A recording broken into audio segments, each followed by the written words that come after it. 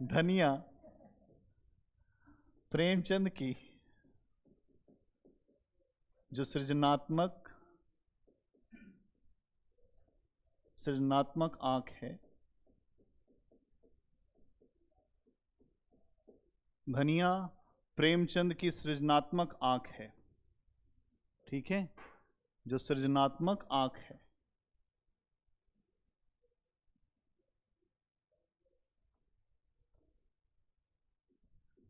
सृजनात्मक आंख है। और आगे क्या है? इस कथन के आलोक में धनिया के चरित्र पर प्रकाश डालिए। इस कथन के आलोक में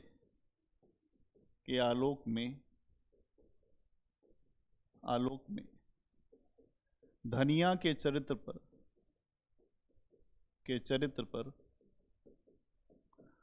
प्रकाश डालिए।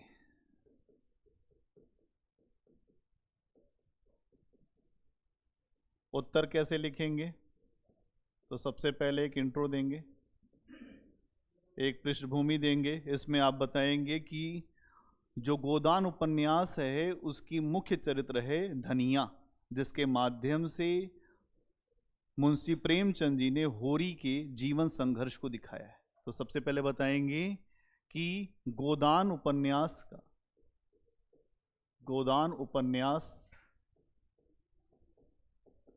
उपन्यास की मुख्य चरित्र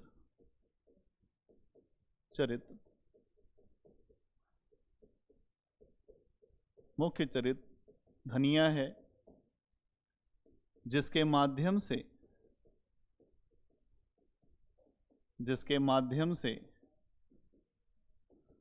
मुंशी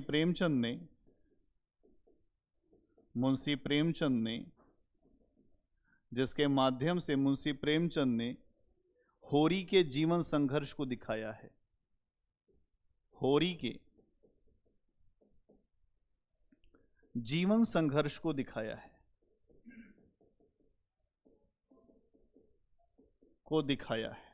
क्या किया है? जीवन संघर्ष को दिखाया है। अगला पॉइंट बनाएंगे। अगले पॉइंट में बताएंगे धनिया मूलतः, अगले पॉइंट में लिखेंगे इसी में, धनिया मूलतः प्रेमचंद की सृजनात्मक आंख है।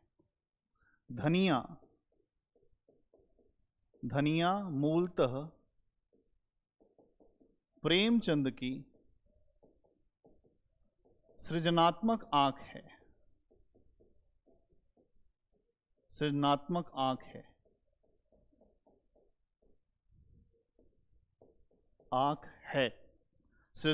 आंख है, जिसके द्वारा लेखक ने होरी के करुण अंत की कथा कही है। जिसके द्वारा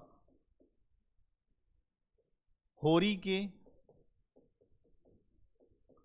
करुण अंत की कथा कही गई है। ठीक है, इसीलिए तो सृजनात्मक आंख है, उसके माध्यम से ही सब कुछ कहवाया गया है। अगर आप देखेंगे तो जो धनिया है वो उसके होरी के संघर्ष को, उसकी त्रासदी को अभिव्यक्त करती है।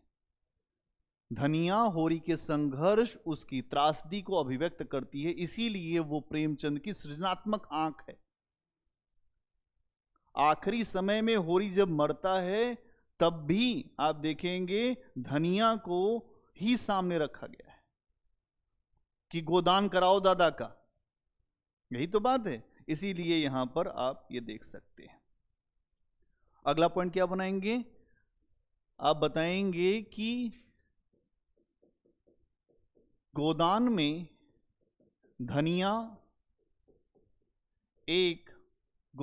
धनिया एक तेजस्वी चरित्र है।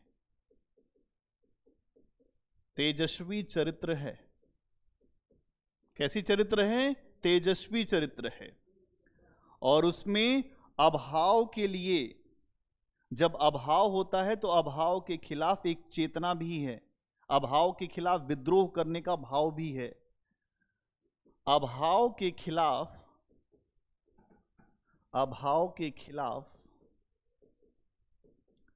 विद्रोह करने का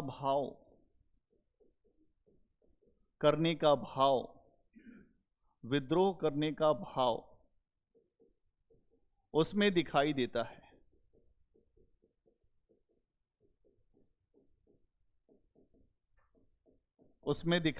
है।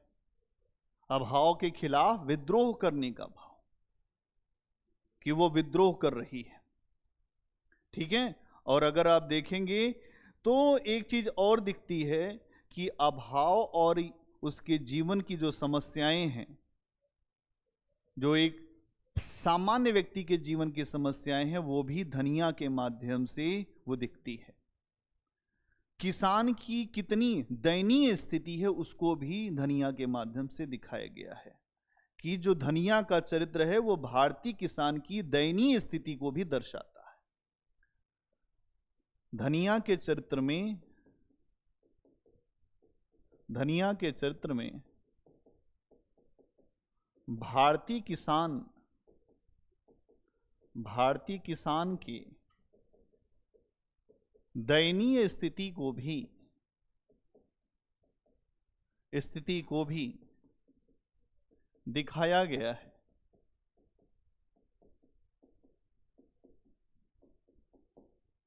जो भारतीय किसान की जो दयनीय स्थिति है उसे भी दिखाया गया है। अगर आप देखेंगे तो वो व्यवहार कुशल नहीं है। धनिया व्यवहार कुशल नहीं है। इसका मतलब क्या होता है कि जो जैसा बोले उसके साथ बड़ा अच्छा व्यवहार करना, और व्यवहार कुशल नहीं है। और ये जो व्यवहार कुशलता उसके अंदर जो नहीं है, यही उसको विद्रोही बनाता है। कैसे? अगर आप देखेंगे तो यहां पर जो प्रेमचंद जब उपन्यास की शुरुआत करते हैं उसी समय लिखते हैं, धनिया इतनी व्यवहार कुशल न थी। धनिया इतनी व्यवहार कुशल नहीं थी। उसने कहा कि हमने जमींदार के खेत जोते हैं तो वह अपना जो हमसे किराया लेगा वो लगान लेगा। तो यहां पे उदाहरण दे देंगे कि हमने जमींदार के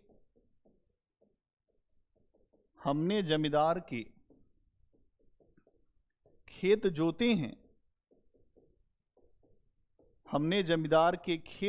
हैं, तो वह अपना लगान ही लेगा।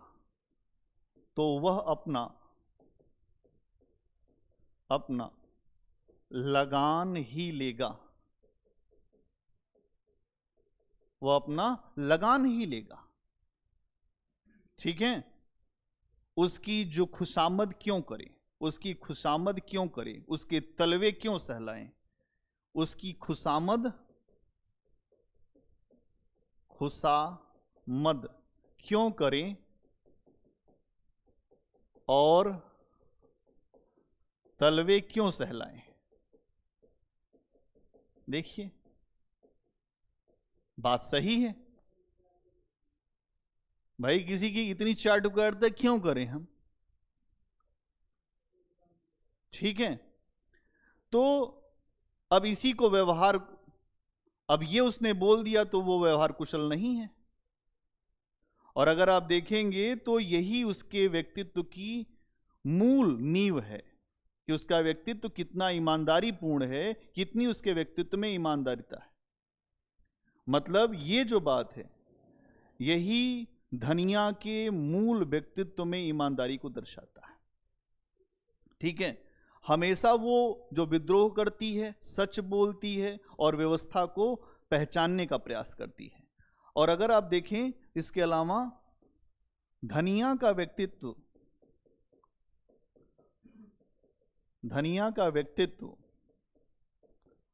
परंपरावादी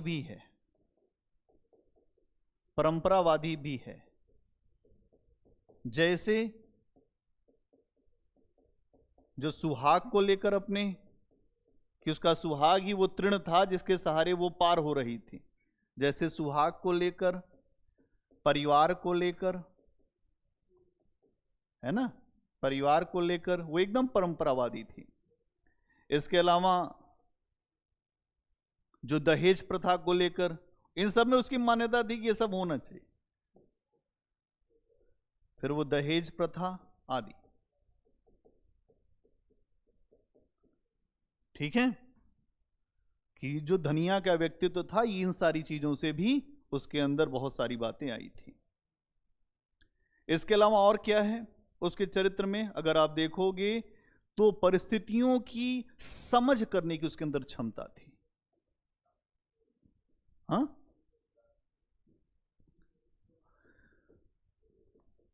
परिस्थितियों को समझने की क्षमता थी।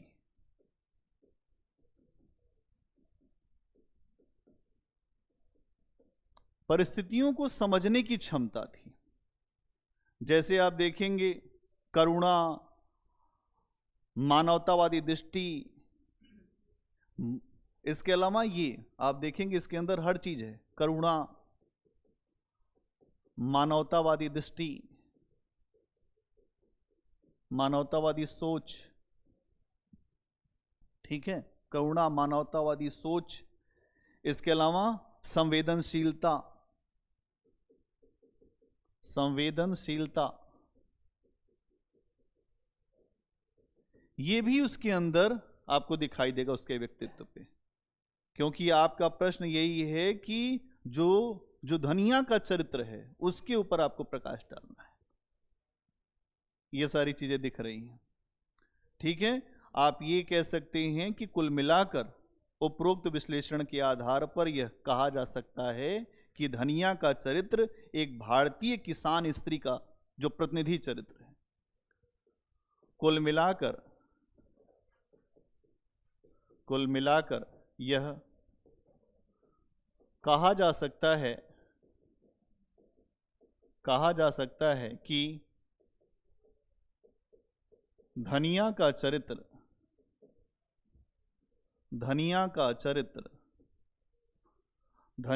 चरित्र भारतीय किसान स्त्री का,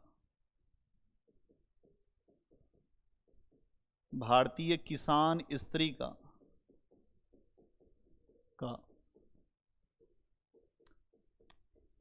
प्रतिनिधि चरित्र है।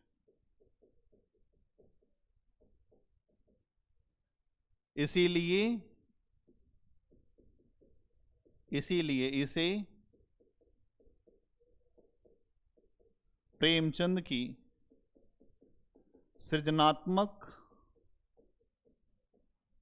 आंख भी मान सकते हैं।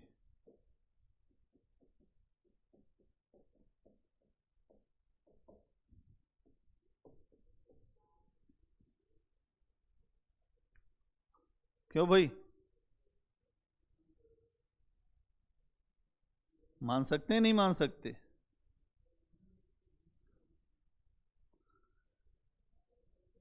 आया कुछ प्रेम?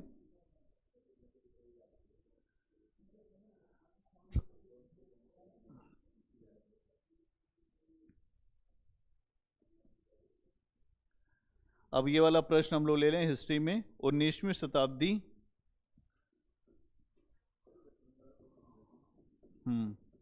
19वीं शताब्दी के 19वीं शताब्दी में समाज सुधार की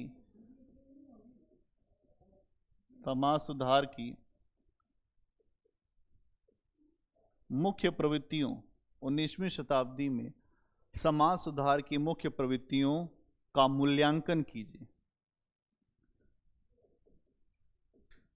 मूल्यांकन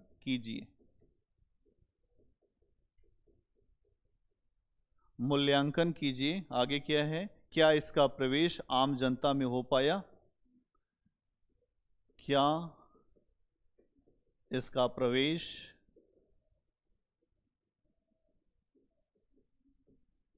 साधारण जनता में, आम जनता में हो पाया?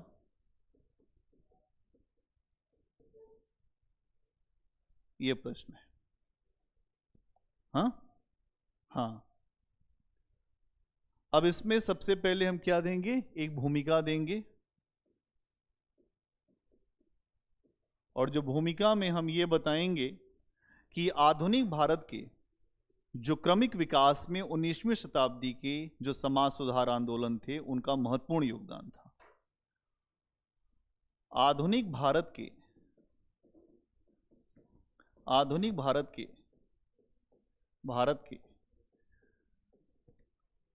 क्रमिक विकास में 19वीं शताब्दी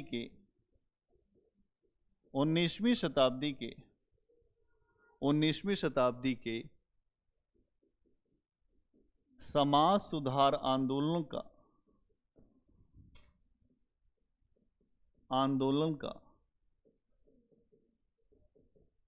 अति महत्वपूर्ण प्रभाव था।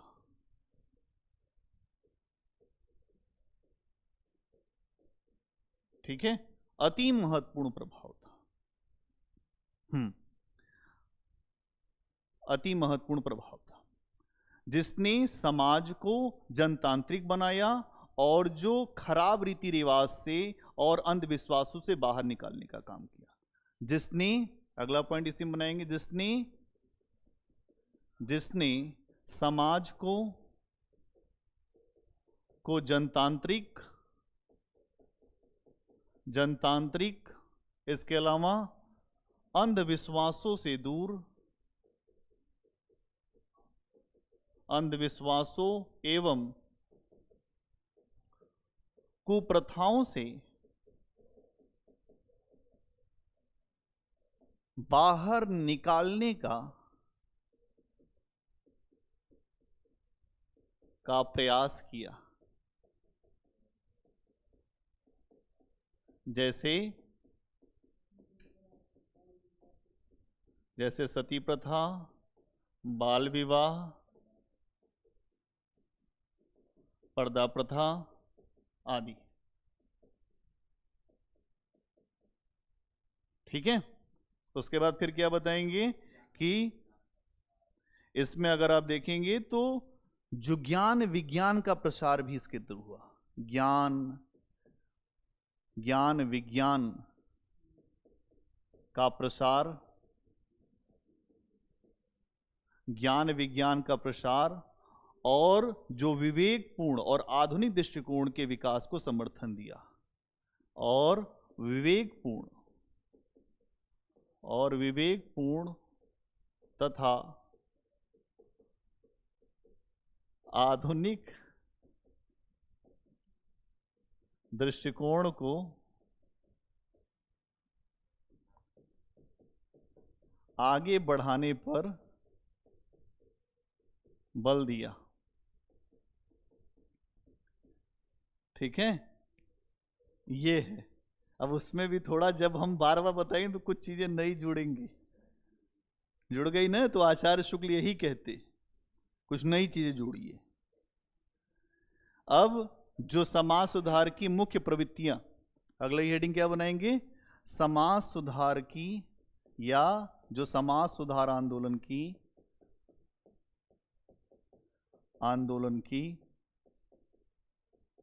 मुख्य प्रवृत्तियां।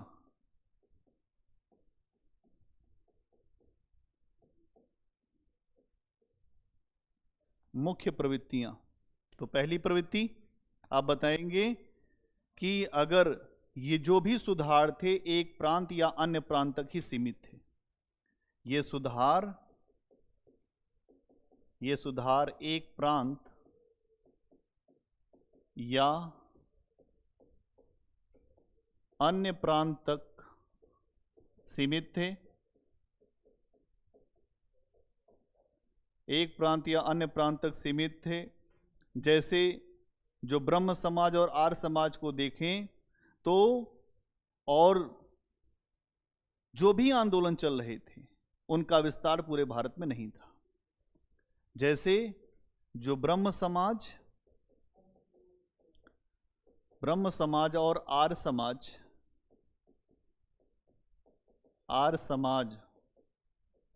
को छोड़कर ये आंदोलन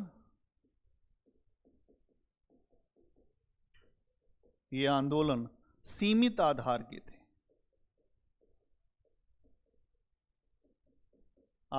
थे, वहीं आर्य समाज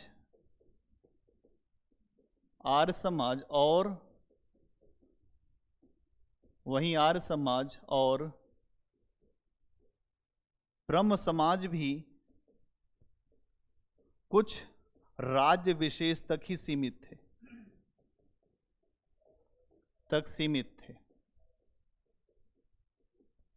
जैसे बंगाल और पंजाब।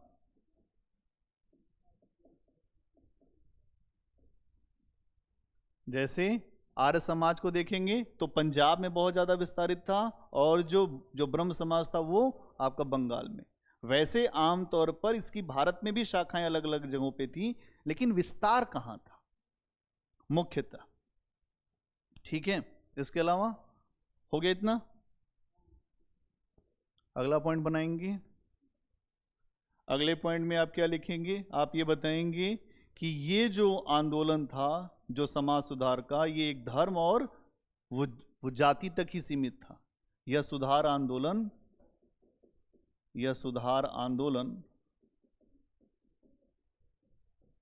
धर्म / जाति तक सीमित था। ठीक है, धर्म या वो जाति तक सीमित था। फिर क्या बताएंगे? फिर इसके अलावा शिक्षा और समाज का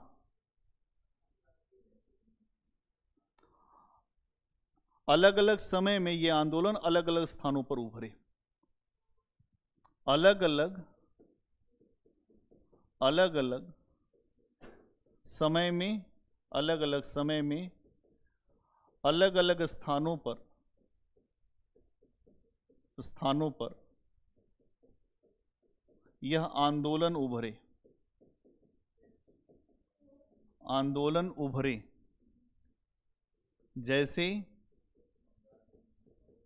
जैसे बंगाल में 19वीं शताब्दी के प्रारंभ में और वहीं केरल में 20वीं सदी के शुरुआत में यह आंदोलन हमें दिखाई देता है।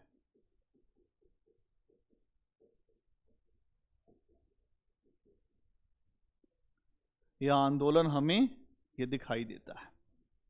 ठीक है, इसके अलावा अगर आप देखेंगे तो ये जो सुधार थे, इनकी मुख्य चिंता थी सामाजिक और शैक्षिक सुधारों के द्वारा लोगों का नैतिक विकास करना। सामाजिक और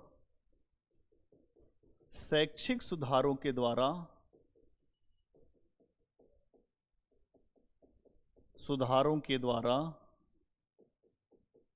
लोगों का नैतिक विकास करना।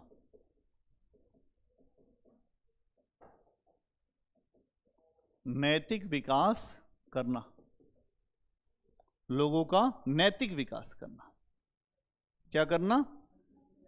नैतिक विकास करना। और अगर आप देखें, और इनकी प्रवृत्ति ये थी कानूनी हस्तक्षेप के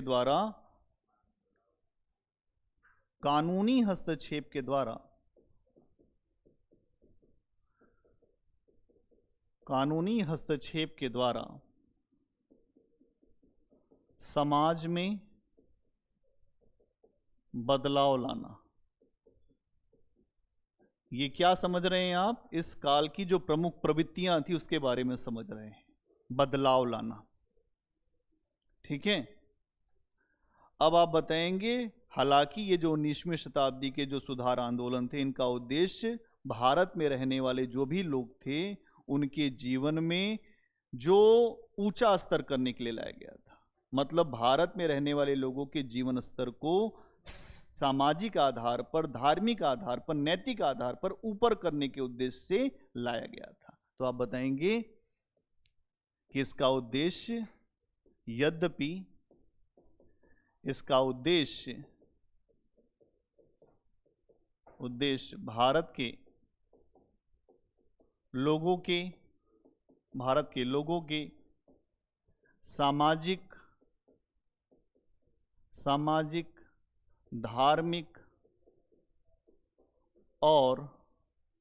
धार्मिक एवं नैतिक उन्नति से जुड़ा हुआ था। नैतिक उन्नति से जुड़ा हुआ था, किंतु इसके उद्देश्य में कुछ कमजोरियां भी थीं और कुछ सीमाएं थीं। किंतु इसके उद्देश्य में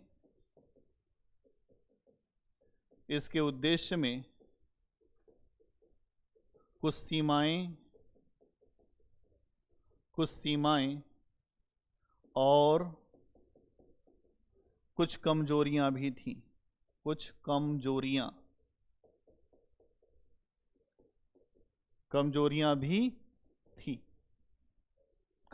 भी थी। अब इसमें आगे आप बताएंगे, जैसे ये आंदोलन मुख्यतः शहरी प्रकृति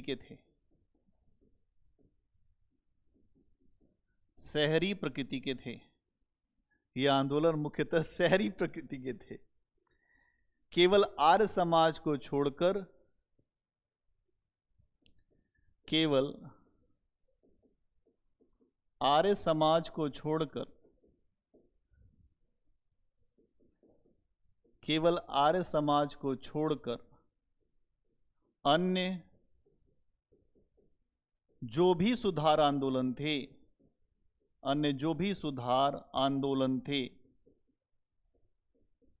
आंदोलन थे उनमें ऊंची जाति और वर्ग के लोगों का स्थान ऊपर था। उनमें ऊंची जाति या ऊपरी वर्ग का स्थान काफी बेहतर था, काफी ऊपर था। जैसे अगर आप देखें तो बंगाल का जो ब्रह्म समाज था, जैसे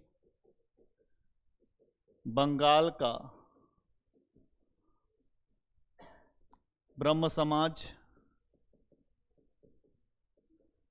ब्रह्म समाज जिसमें वहां के भद्रलोक का प्रभाव ज्यादा था। भद्रलोक मतलब हायर क्लास का प्रभाव ज्यादा था। वहीं अलीगढ़ आंदोलन में अगर हम देखें तो ऊंचे वर्ग के मुसलमानों का प्रभाव ज्यादा था। वहीं अलीगढ़ आंदोलन में देखें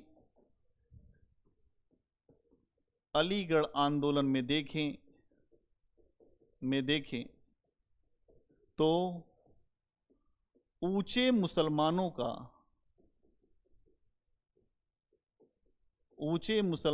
का स्थान बेहतर था।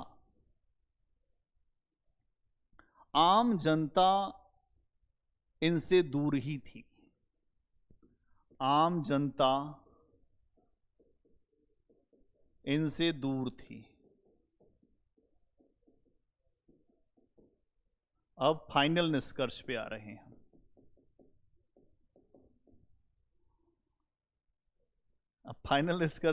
हैं। फिर हम ये कहेंगे, उपरोक्त विश्लेषण के आधार पर उपरोक्त विश्लेषण के आधार पर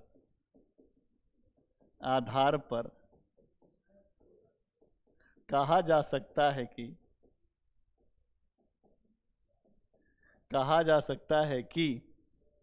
इन सुधारकों के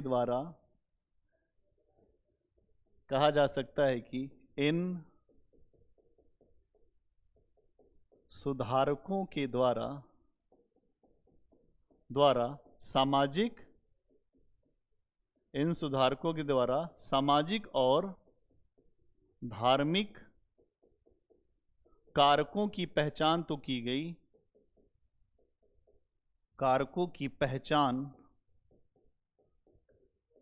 गई,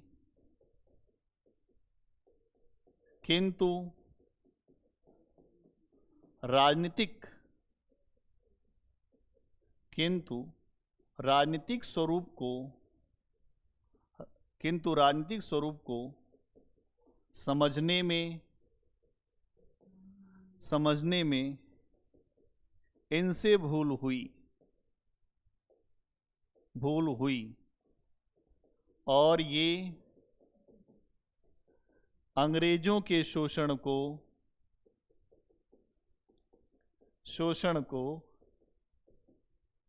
समझ नहीं पाए।